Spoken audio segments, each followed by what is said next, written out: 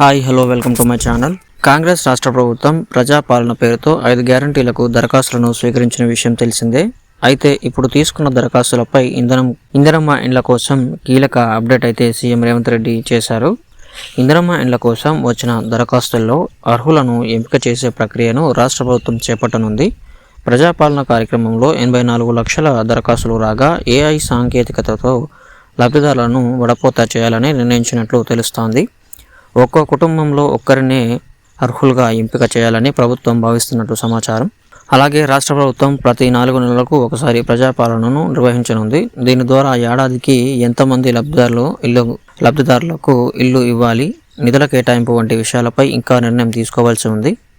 ఇలా కుటుంబంలో ఒకరికి మాత్రమే ఇల్లు ఇస్తే అది ఒక బెనిఫిట్ అనే చెప్పాలి. దాదాపు అందరికీ వస్తాయని ఆశించవచ్చు. సో ఇది ఫ్రెండ్స్ ఈరోజు వీడియో. మీకు నచ్చినట్లయితే లైక్ చేయండి, అలాగే మన ఛానల్ని సబ్స్క్రైబ్ అవ్వండి. Thank you friends.